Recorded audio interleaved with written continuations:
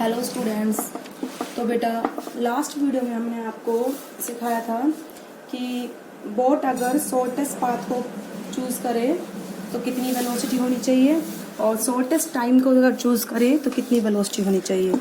तो shortest path के लिए बेटा हमने बताया था वेलोसिटी होनी चाहिए √v1² minus v2² and for shortest time के लिए वेलोसिटी होगी रिजल्टेंट √v1² प्लस में v2²। उसके बाद हमने करवाया था आपका topic rectangular component of the vector in a plane. ठीक है, तो कोई भी अगर हमारा वेक्टर है तो उसका प्लेन में किस तरीके से कंपोनेंट ब्रेक होंगे। अब हम स्टार्ट करेंगे बेटा आपको कि अगर हमारा कोई भी वेक्टर है तो उसको हम 3 डायमेंशनल मतलब स्पेस में किस तरीके से हम उसको ब्रेक करेंगे। ठीक है, यानी कि 3 डायमेंशनल। तो अब हम नेक्स्ट टॉपिक कराएंगे rectangular component of vector in 3 dimensional. ठीक है student, this is your today's topic rectangular component of vector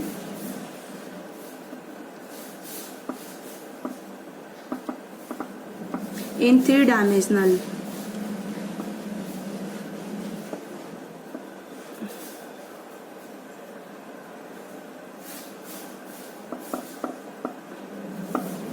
ठीक है, दिस इज योर टॉपिक कि किस तरीके से 3 डायमेंशनल में हम रेक्टेंगुलर कंपोनेंट को ब्रेक करेंगे। तो इसके लिए बेटा पहले मैं आपको सिखा देती हूँ। देखो बेटा, ये तो आपका एक्स एक्सिस है, ठीक है, और ये आपका क्या है बेटा, वाई एक्सिस। ये एक्स और वाई एक्सिस दोनों इस कॉपी के प्लेन में ही है। अब जो थर्ड जेड एक्सिस होगा बेटा वो ऐसे आउटवर्ड होगा। किस तरीके से होगा, ऐसे वो आउटवर्ड। तो उसको हम आउटवर्ड ऐसे पेन तो लगाएंगे नहीं बोर्ड पे। इस तरीके से जेड एक्सिस दोनों के परपेंडिकुलर हो गया, हम उसको थोड़ा टेढ़ा बना देते हैं इस तरीके से इस कॉपी पर ही। तो ये हो गया बेटा आपका जेड एक्सिस। क्या हो गया ये आपका जेड एक्सिस। ठीक है, तो मान लो लेट ये कोई वेक्टर ए है, this is the vector A. ठीक है, ये पॉइंट ओ है आपका and that is the point R. तो इसके एक्स और वाई और जेड कंपोनेंट ब्रेक करने के लिए बेटा आप क्या करोगे, सबसे पहले तो आप ये जो आपका प्लेन है ये आपका एक्स जेड प्लेन है जो एक्स और जेड एक्सिस से मिलकर बना है। ये आपका कौन सा प्लेन है, एक्स वाई प्लेन है जो एक्स और वाई एक्सिस से मिलकर बना है। ये आपका वाई जेड प्लेन है क्योंकि वाई और जेड एक्सिस से मिलकर बना है। ठीक है, इस तरह से आपकी पिक्चर है ये बेटा। ठीक है, ये वाला जो प्लेन है बेटा आपका एक्स वाई प्लेन है और ये जो प्लेन होगा आपका एक्स जेड प्लेन होगा और ये जो प्लेन होगा बेटा आपका वाई जेड प्लेन होगा। ठीक है, मैं आपको दिखाती हूँ। ये जो कॉपी पर है बेटा ये एक्स वाई प्लेन है और ये जेड एक्सिस है, ये एक्स एक्सिस है। तो ये कौन सा प्लेन होगा, ये वाला एक्स जेड प्लेन। और ये वाला वाई एक्सिस है और ये जेड एक्सिस है। ठीक है, तो ये कौन सा वाला प्लेन होगा, ये वाला वाई जेड प्लेन। ठीक है, इस प्लेन को हम क्या बोलेंगे, वाई जेड। और ये वाला हमारा एक्स जेड है और ये नीचे वाला कौन सा है बेटा, एक्स वाई प्लेन। ठीक है, इस तरीके से हो गया। तो एक्स जेड प्लेन के कंपोनेंट एक्स जेड प्लेन जो है हमारा, ठीक है, हम इस पे क्या करेंगे, इसके लिए हम ये जो हमारा एक्स जेड प्लेन है आप इस तरीके से भी मान सकते हो। अगर आपको कोई प्रॉब्लम होती है, एक्स और जेड को आप इस कॉपी पे मान लो और वाई को आप बाहर मान लो। ये आपकी चॉइस है कि आप किस तरीके से अपनी पिक्चर को डिस्क्राइब कर रहे हो। अगर मैं ये मान के चलूँ एक्स और जेड मेरा इस कॉपी पर है दोनों एक्सिस, ये प्लेन एक्स जेड प्लेन, तो वाई हमारा ये वाला एक्सिस होगा बेटा। ठीक है, तो मान लो एक्स जेड हमारा इस कॉपी पर है, तो इस वेक्टर के हम क्या करेंगे, इस प्लेन में एक्स जेड में क्या डालेंगे, हम नॉर्मल। क्या डालेंगे बेटा, हम नॉर्मल। ठीक है, तो इस तरीके से इसके कंपोनेंट निकालने के लिए एक्स वाई और जेड एक्सिस में वेक्टर ए के कंपोनेंट निकालने के लिए हम क्या करेंगे, पहले मैं एक्स और जेड एक्सिस में इसके कंपोनेंट निकालने के लिए एक्स जेड प्लेन पे मैं इस वेक्टर से इस पॉइंट पर क्या डालूंगी बेटा, नॉर्मल। ठीक है, that normal is the T point. ठीक है, अब उसके बाद क्या करेंगे हम, ये जो हमारा एक्स एक्सिस है इस तरीके से हम इसको मिलाएंगे नॉर्मल और इसको हम यहाँ मिलाएंगे नॉर्मल। तो जो ये पार्ट है हमारा ओ एक्स, ठीक है, ये कौन सा कंपोनेंट, ये जो एक्स एक्सिस हमारा, इस पॉइंट को आप नाम दे दीजिए पी। क्या नाम दे दीजिए बेटा, पी। तो जो ये ओपी है बेटा ये किस एक्सिस में कंपोनेंट है, एक्स एक्सिस में, इसको बोलेंगे हम ए एक्स। क्या बोलेंगे हम, ए एक्स। ऐसे ही जो ये ओ एस है ये जेड एक्सिस में है, तो इसको हम बोलेंगे, ये कौन सा कंपोनेंट है जेड एक्सिस का, इसको हम बोलेंगे ए जेड। क्या बोलेंगे बेटा हम, A Z. Component of vector along the X axis आपका है ए एक्स और component of vector A along the Z axis हमारा कितना आया है, ए जेड। ठीक है, O S is the A Z. ऐसे ही इसका कंपोनेंट वाई एक्सिस में डालने के लिए ये जो आपका वाई एक्सिस है आप किस तरीके से डालोगे, यहाँ से ये नॉर्मल डालोगे आप ठीक है। तो ये पॉइंट आपका हो जाएगा क्यू पॉइंट, ठीक है। तो ये ओ क्यू बेटा आपका क्या कहलाएगा, ए वाई, यानी कि Y component of vector A, ठीक है बेटा। ये क्या कहलाएगा आपका A Y, that means the Y component of vector A, ठीक है। तो इस तरीके से आप इनको करोगे। अब देखिए आपने किस तरीके से करा है, यानी कि जो आपका वेक्टर ए है वो किस किस का कंपोनेंट है, एक्स एक्सिस का ए एक्स आई कैप, एक्स एक्सिस में हमारा ए एक्स कंपोनेंट है, वाई एक्सिस में हमारा ए वाई कंपोनेंट है, ए वाई जे कैप, और जेड एक्सिस में हमारा ए जेड कंपोनेंट है, ए जेड के कैप। ये बात मैंने आपको बता दी थी कि एक्स एक्सिस की डायरेक्शन को हम बेटा आई कैप से डिनोट करते हैं, वाई एक्सिस की डायरेक्शन को हम जे कैप से डिनोट करते हैं, और जेड एक्सिस की डायरेक्शन को हम बेटा के कैप से डिनोट करते हैं। इस चीज का मैंने आपको डिस्क्राइब करा दिया है, ठीक है। तो आपका वेक्टर ए है जो कितने कंपोनेंट से मिलकर बना है, 3 कंपोनेंट से, एक्स वाई एंड जेड, ठीक है। तो आपका वेक्टर ए एक्स कितना है बेटा, अगर आप वेक्टर फॉर्म में लिखना चाहो, इसका magnet along the X axis vector कितना है, ए एक्स इंटू में I cap, A X is the magnitude, I cap is the direction, ठीक है। एंड ए वाई वेक्टर आपका कितना है बेटा, ए वाई इंटू में जे कैप, ठीक है। And similarly A Z vector आपका कितना है बेटा, ए जेड इंटू में के कैप, ठीक है। दैट इज योर, इस तरीके से ए जेड वेक्टर आपका कहाँ है, जेड एक्सिस के अलोंग है, इसका मैग्नीट्यूड ए जेड है, एंड के cap is the direction of this vector, ठीक है बेटा। अब इस तरीके से आप वेक्टर को क्या करोगे, रिजोल्व करोगे। नाउ देखो मैग्नीट्यूड अगर आपको निकालना है ए का, आप इस तरीके देखो, ये जो आपका वेक्टर ए है ओ ए, देखो ये किस तरीके आप देखना चाहो तो आपका रिजल्टेंट आप इसको निकाल भी सकते हो इस वाली डायरेक्शन से, this vector plus this vector O T plus में टी आर कितना आएगा बेटा, ओ ए के बराबर आएगा। अगर आप चाहो तो मैं इसका प्रूफ भी करा सकती हूँ, देखो, ठीक है। बट इसका प्रूफ काफी लंबा हो जाएगा कि ये वेक्टर ए एक्स आई के प्लस ए वाई जे के ए जेड के कैप के बराबर कैसे हुआ, ठीक है। बट आप कर भी सकते हो parallelogram law of vector addition से। देखो इसको मैं थोड़ा साइड में करके दिखा देती हूँ, parallelogram law of vector addition से कैसा है ये। देखो जब आप इस ट्राइंगल में parallelogram law of vector addition लगाओगे ओटीपी में, तो ओटी आपका कितना होगा, ओपी प्लस में पीटी, ठीक है। इस तरीके से वेक्टर है। तो जो ये आपका parallelogram law of vector addition है बेटा, किस तरीके से है, ये तो आपके दो वेक्टर हो गए ओपी एंड ओएस, इनका कॉमन पॉइंट ओ है, तो इनका रिजल्टेंट वेक्टर कितना होगा, ओपी प्लस में ओएस, ये आपका हो जाएगा, ओटी कितना हो जाएगा, ओपी प्लस में ओएस। तो आप लिख सकते हो, प्रूफ कराती हूं मैं, ठीक है। Using parallelogram law of vectors, using parallelogram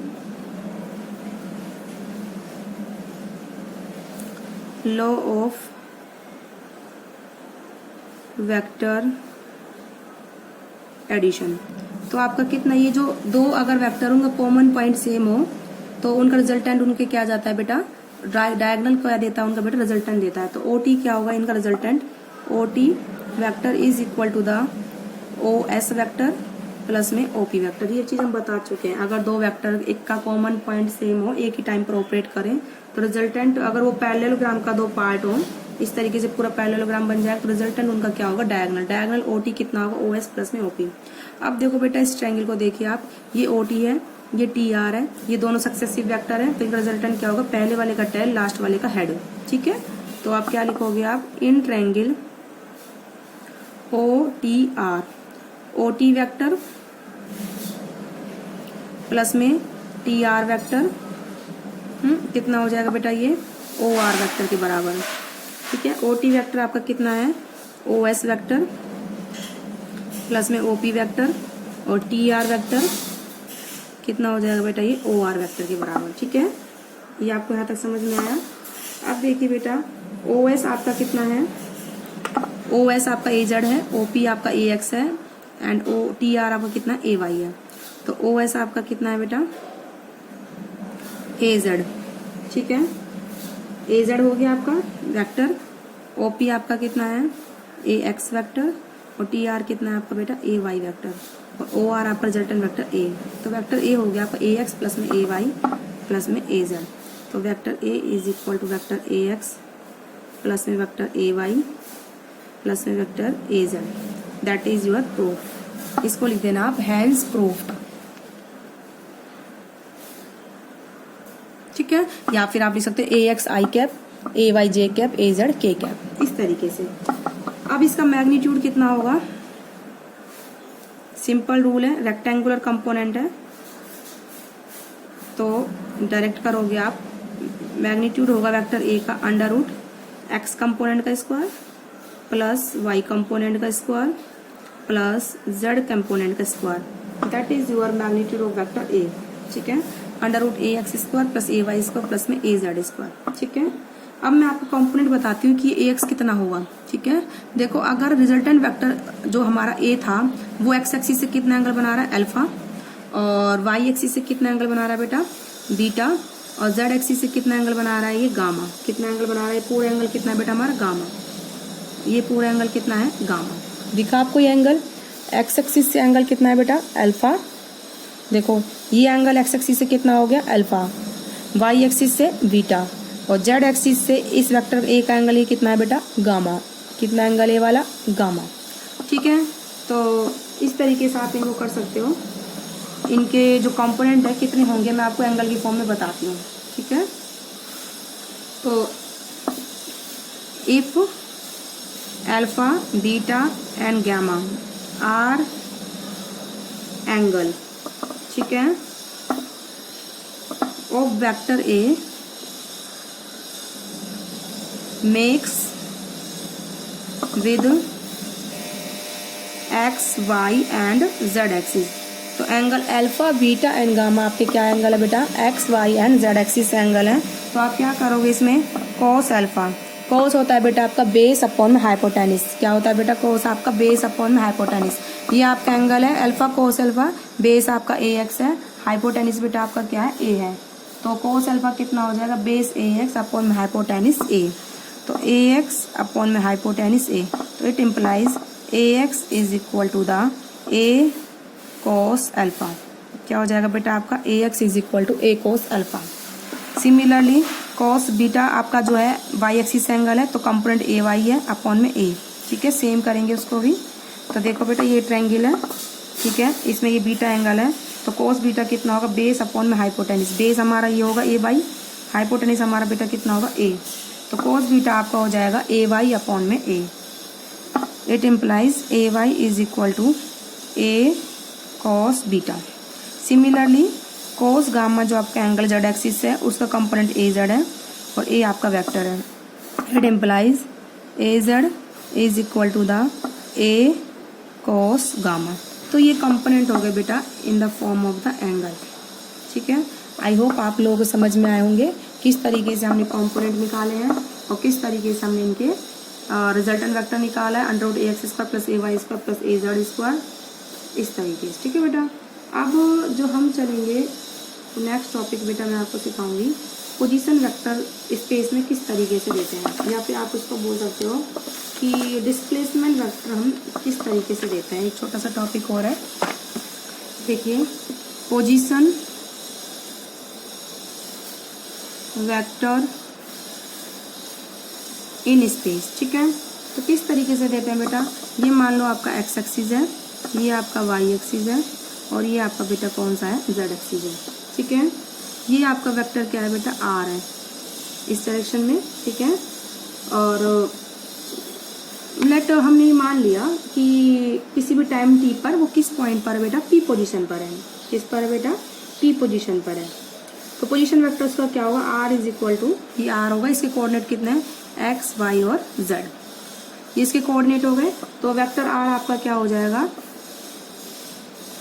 X I cap plus Y J cap plus Z K cap. इसको हम बता चुके हैं, ठीक है, किस तरह। और इसका मैग्नीट्यूड भी आप निकाल सकते हो, under root X square plus में Y स्क्वायर प्लस में Z स्क्वायर करके, ठीक है। अब मान लो पार्टिकल है जो पॉइंट P से, ठीक है बेटा, पॉइंट P से वो टाइम जब वो T पर पॉइंट P पर, तो P पर टाइम T पर वो पॉइंट P पर था, टाइम T1 पर वो पॉइंट किस पर चला गया, Q पर, इस तरीके से चला गया, ठीक है। लेट एट टाइम T, ठीक है, particle is at point P, particle is at point P and at time T1 particle is at point Q। किस पॉइंट पर आ गया बेटा? Q पर। तो ये जो वेक्टर है P से Q गया, तो इस तरीके से दो वेक्टर हो गए OP प्लस में PQ। ठीक है, तो ये इसका डिस्प्लेसमेंट हुआ है P से Q तक हुआ है, दैट इज मान लो डेल्टा आर। कितना है बेटा? ये डेल्टा आर। ठीक है, तो पार्टिकल P पॉइंट से Q पॉइंट तक आया, डेल्टा आर डिस्प्लेसमेंट हुआ है उसका। अब देखो बेटा, जो लास्ट पॉइंट है Q, उसका पोजीशन वेक्टर क्या हम ये मान लेते हैं, दैट इज द R1। क्या ले लेते हैं हम? ये OQ R1। तो आप इसमें इसको सॉल्व कर सकते हो इजीली। तो R1 के कोऑर्डिनेट मान लो, इस पॉइंट के कोऑर्डिनेट, Q पॉइंट के कोऑर्डिनेट x1 y1 और बेटा क्या है? z1 है। तो वेक्टर R1 कितना हो जाएगा? x1 i cap, y1 j cap, z1 k cap. ठीक है, ये आपका वेक्टर R1 हो जाएगा। ठीक है, तो डिस्प्लेसमेंट कितना होगा? नाउ डिस्प्लेसमेंट जो आपका फ्रॉम टाइम T से T1 हुआ है, from time T to T1। ठीक है, कितना है बेटा? वो आपका PQ वेक्टर, या फिर उसको बोलोगे आप डेल्टा आर वेक्टर।